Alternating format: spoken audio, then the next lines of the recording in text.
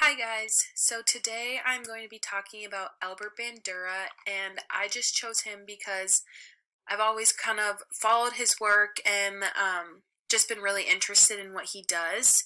And this is just a small quote from him. It says, "Psychology cannot tell people how they ought to live their lives. It can, however, provide them with the means for effecting personal and social change." And I just like this quote because psychology is um, a very good aid in the lives of everyone. And although, like he said, it can't tell us what to do, it can help make changes within our day to day life. So, for his life and family, he was born in a small town in Canada on December 4th, 1925. He is still alive at the young age of 95 years old.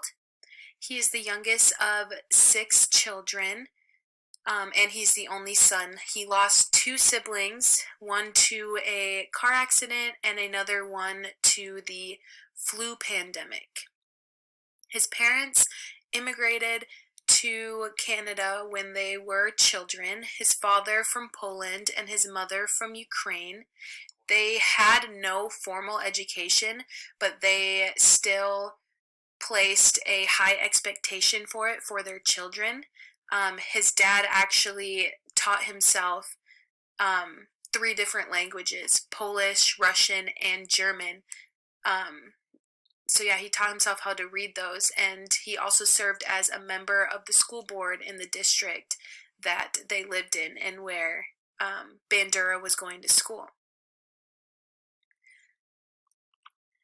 Bandura has been married to his wife Virginia for 61 years, and they have two daughters together.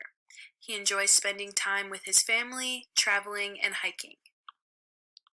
So for educational experiences, he started off at school, which only had two high school teachers.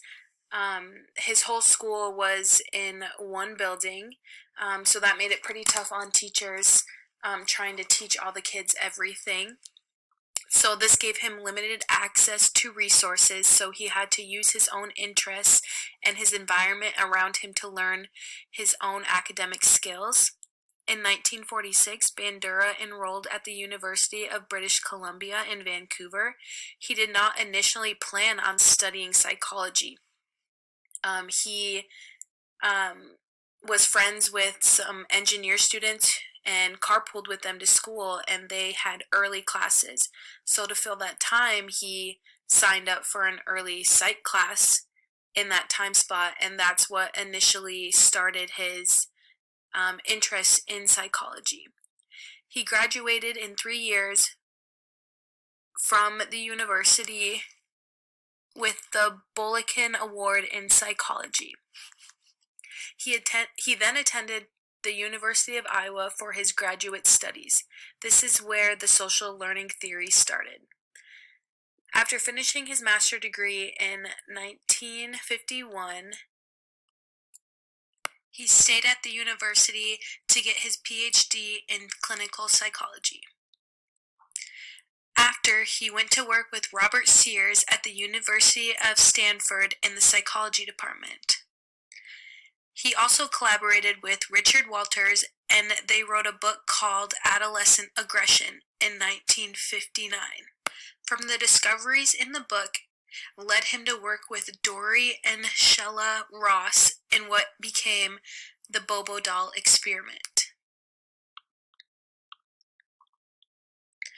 So these are just a list of his honorary degrees. As you can see, there's a lot of them there. He has spent a lot of time continuing his education and learning more about his area of study. So his major theory, one of his biggest ones, is the social cognitive theory, also known as the social learning theory. This is where I'll talk more about the Bobo doll experiment, which is the big experiment within this theory. The goal of this experiment was to test to see if aggression can be learned through observation. He tested 72 boys and girls between the ages of 6 or between 3 and 6 years old. These children were pre-tested to see how aggressive they initially are before they underwent experiment. This is just a precaution to make sure that the behaviors that they were displaying weren't out of the norm of what they typically display at home.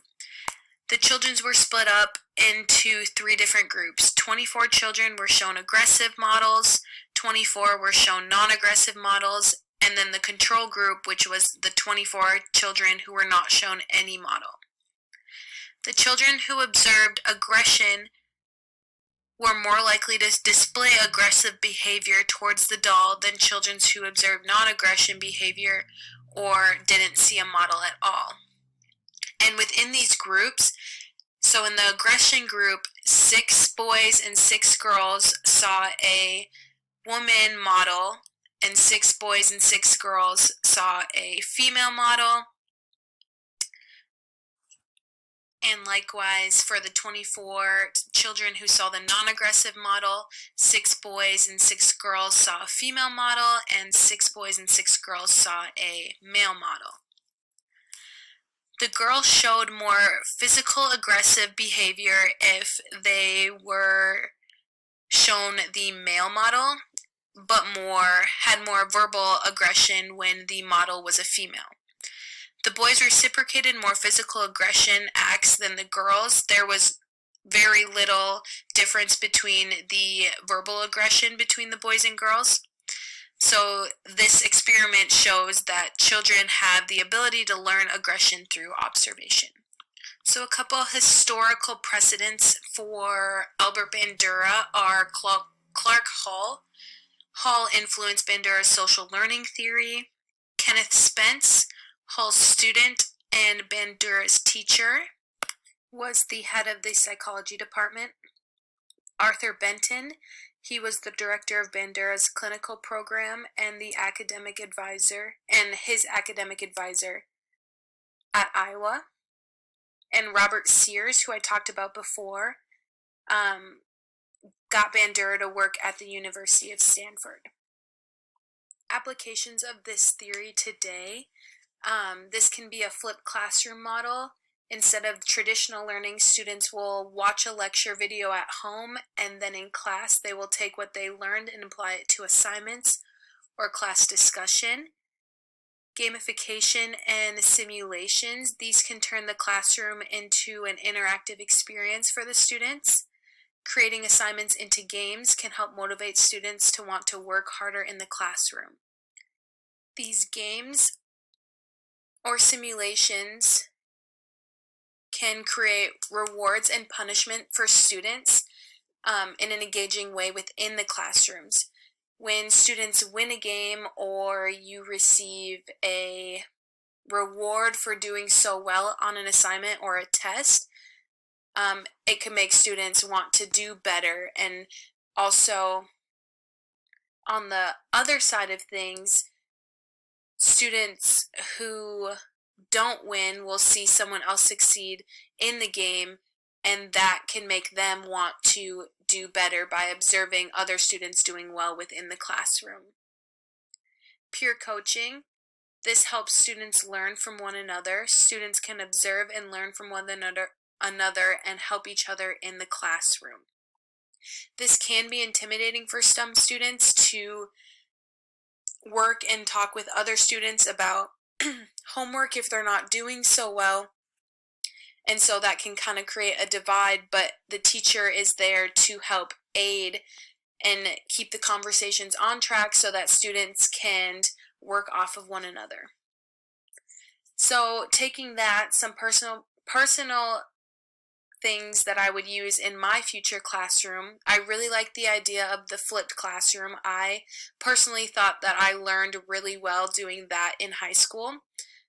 So that is something that I would really like to try in my own classroom.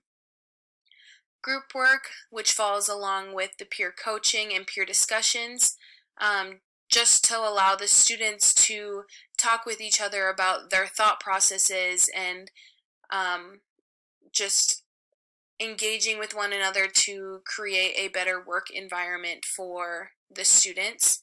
and being a role model myself to my students. If I am showing aggressive speak or aggressive behavior within the classrooms, my students might reciprocate that towards myself or other students, and that is not something that we would want.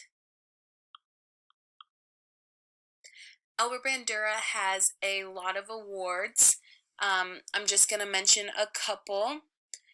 His first award was the Distinguished Scientific Contribution Award from the American Psychological Association in 1980. The Lifetime Achievement Award from the Western Psychological Association in 2003. Honorary Fellow from the World Innovation Foundation in 2004.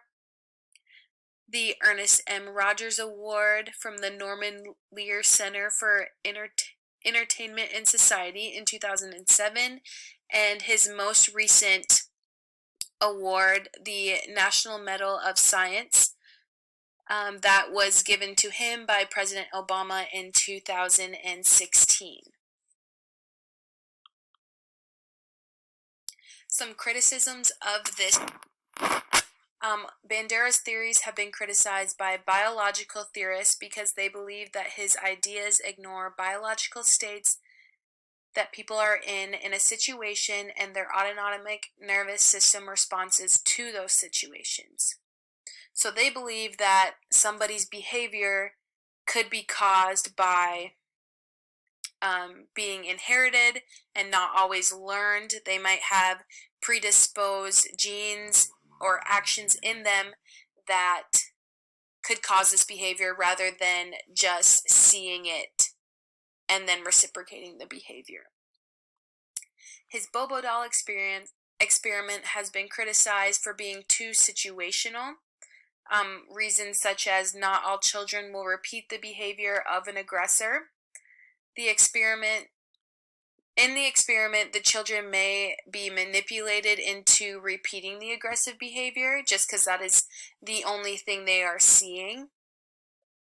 And possibly another criticism is that children are only playing and not actually being aggressive towards the doll, because when they go into the experiment, they went into a room full of toys that they got to play with, and then they were removed from the room and then watched their model either be aggressive or non-aggressive to the doll, and then went back into the room.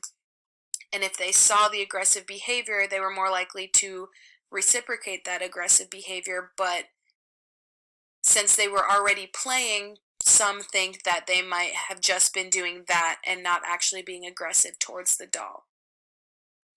His idea of showing violent behavior through media was also criticized. They believe that it actually lessens the aggressive behavior because children can see themselves as the characters, they can resonate with them on the screen engaging in that aggressive behavior, and it releases their violent ideas and behaviors without actually acting upon them. This is also known as the catharsis effect.